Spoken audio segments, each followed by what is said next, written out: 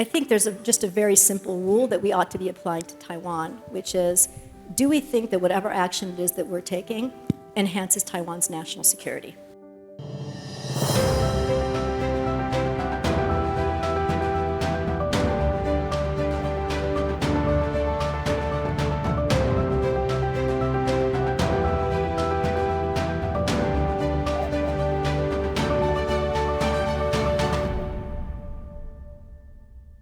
Good afternoon. Thank you for being here.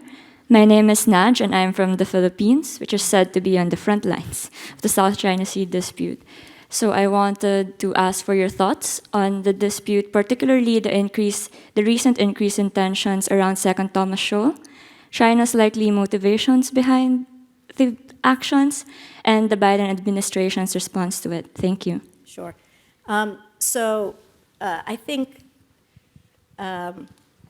certainly within the Philippines itself, we've seen a pretty significant shift from your previous President Duterte to now Marcos, right? That has changed the way that the Philippines is approaching China, has made it a much tougher, has taken a tougher and stronger stance on the sovereignty issue. I think so. That I think began to change the game a little bit. Look, China has said that it controls 80% of the South China Sea. It's put it out there, and it is constantly pushing and probing for opportunities to make progress.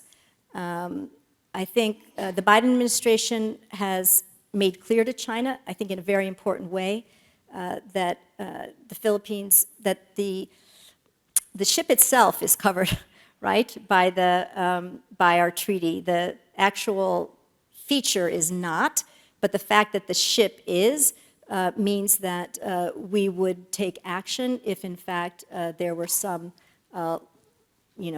loss of life or something like that at the behest of the Philippines. So we've clearly indicated our commitment, I think, to the Philippines in this case. This is going to be, like the case with Taiwan, like the Diaoyu Senkaku Islands, China's going to continue to push and to probe. And, in the first line of defense, it's going to be the Philippines. If the Philippines were able to get some of its Southeast Asian neighbors to step up and support it a little more robustly, I think that would also be helpful. But in the meantime, I think the U.S. is doing everything that it can to be a strong partner with the Philippines. And I think also the recent sort of Philippine, Japan, and U.S. Trilateral, I think sent a really important signal to China. Japan is stepping up in a much more significant way on the security front, not only for the Philippines, but also for Taiwan. And I think this is really sending an important message to China about the challenge that it's going to face moving forward. But it's not going to retreat. Hi, Dr. Economy. Thank you for speaking. Big fan. My name is Josh Brous. I was formerly with INDSR in Taipei. My question is somewhat related, particularly on the question of gray zone activity in the South China Sea and in the Taiwan Strait. Another Hoover Institute fellow that I work with him at Palantir Technologies, Matt Turpin, has frequently written that more phone lines, more communication that U.S. folks traditionally put forward on kind of trying to mitigate gray zone activity is the way forward. But I think he is not the most optimistic on that path of action. I'm curious how you see the U.S. and its allies more meaningfully reacting to gray zone activities as the ADA's violations continue to stack up and all that behavior. So thank you. Yeah. I think the only way that the United States and regional allies can more meaningfully engage or try to prevent, if not slow down, Chinese gray zone activities is to have more presence in the region. I don't believe that more phone lines and communications are going to make any difference. I think engaging Europe, right, having more European countries also take an interest and deploy their ships to sail through under freedom of navigation rules is really important. I think it would be helpful if we would sign on to the law on the, freedom of, I just forgot the name of it now, but basically the International Law of the Sea, right? If we would sign on to that, that would also give us a greater standing in sort of legal sort of situations to make claims against China. So I think there are things we can do, but it's the challenge for the United States is that China's continuing to grow its Navy, its Coast Guard. It has the advantage of geography in all of this, but the United States is simply going to have to be present and is going to have to bring more actors to the space. Otherwise, I think there's not much that we can do because China has no interest. This is a top priority for China, right? An area of sovereignty. A top priority for China is to secure what it considers to be, its sphere of influence. So if it remains a priority for us to ensure that we have freedom of navigation, a huge amount of trade goes through the South China Sea, then we're going to need to step up and become even more engaged than we are, and again, bring more of our allies and partners to bear. Hi, I'm Samantha. I'm a senior at the Air Force Academy, and my question is on how have Chinese FMI operations related to the U.S. cooperative threat reduction and partner capacity building activities within Africa affected the United States' security, defense, and military relationships with targeted countries in Africa? Sorry, what was the first part of the Chinese? What was that? Their foreign malign influence operations in Africa. Foreign malign influence operations. Yes, ma'am. How have, in Africa, Yes, ma'am. affected those countries' relations with the United States? Yes, and the United States' ability to have security, defense, and military relationships there. I have to think about what countries in Africa have felt targeted by malign activities. I will tell you that there was work done here at Hoover by some scholars to educate African civil society actors and leaders on Chinese malign activities, influence operations. I'm not sure, not sure whether, to be frank, I can't think off the top of my head of any African country that has felt the sting of foreign influence. There are many who have had problems with the Belt and Road Initiative and who have then and have sought, U.S. and European and other investment, have said, please come. And we would like for you to compete for projects. We want your investment. It's higher standard. It's better. But honestly, I can't think of any off the top of my head. The cases that I know are primarily in Asia and in Europe. But if you have something in mind, I'd be interested. No? Okay. Well, bears my looking into a little more deeply. But I can't think of any off the top of my head that have felt that China has tried to use coercive tactics or disinformation in meaningful ways that have led them to turn to the U.S. Interesting question. Hello, my name is Tanvi. I'm a student at Caltech, and my question is about the perceived threat of Chinese influence on Americans' data. I think most recently the big thing was about the TikTok bans. And I was wondering how that sort of action played into the Biden administration's response. Do you think that was a productive action? And then if the sale doesn't go through, is that something worth pursuing? So, technically speaking, I'm still a special government employee of the Commerce Department. So I'll probably just offer my own personal perspective on the TikTok and the challenge I think it presents, as opposed to commenting on Biden administration actions on that particular issue. Okay. So I think the challenge is twofold. One is the issue of the collection of data, and I think for the most part, 99% of people using TikTok, Chinese are not that interested in you, but it's real. And so it is something that we need to be concerned about. The other issue is the issue of the algorithm, right? And the ability of TikTok to control the information that is going to you. And that can be information that is shaped by, not permitting, for example, information about Tiananmen or Xinjiang or whatever, just keeping information from, but also, of course, amplifying messages that would undermine our security here. And I think that threat is real. Do I wish that there were, a great solution that would be acceptable to the Chinese government and the U.S. government that would enable TikTok to continue? I do.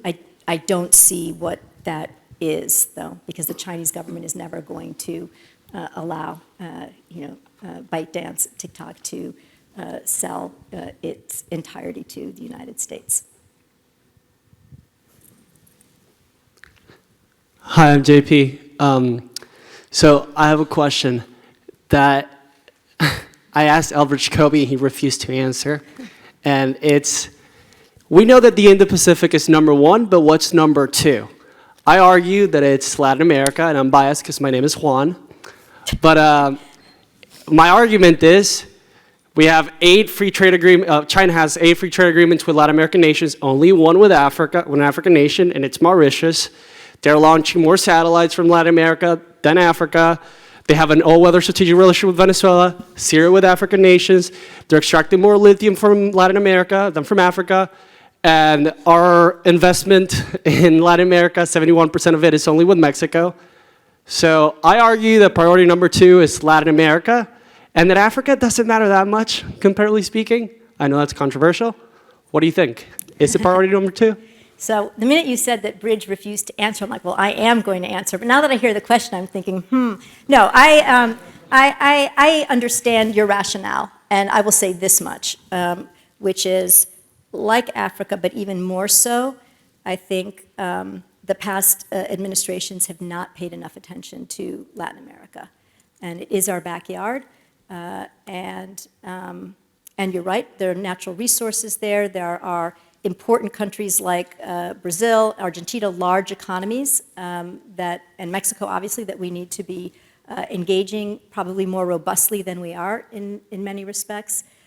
My hope, frankly, for the next administration is that there will be significantly more attention paid to Latin America. So, like Bridge, I probably don't want to say which area is #2, but I will say that I don't think your rationale is unfounded. Hi, Ms. Economy. My name is Thomas Bolin. I have a question today about how we can support Taiwan. We heard yesterday from Stephen Kockin about this spectrum of foreign policy, which ranges from capitulation to being provocative, and then kind of in the middle, there's deterrence and diplomacy.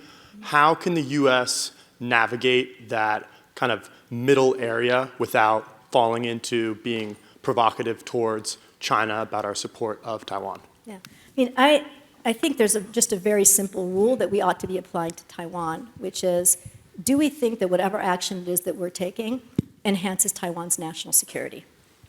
So does it enhance Taiwan's national security for speakers of the House to travel to Taiwan, which results in several days of military activity?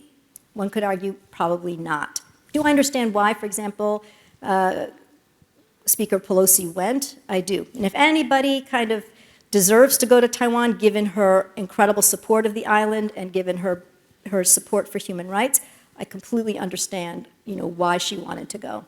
But I think, do I think that a lot of loud proclamations about Taiwan and resolutions in Congress about Taiwan are helpful? No, I do not. So I think we need to, with every step that we take, with every policy that we make, we need to think about what does this do to enhance the security of Taiwan? And it can be Taiwan's economic security, it can be Taiwan's military security, but that's the lens through which I think we should evaluate every action we take.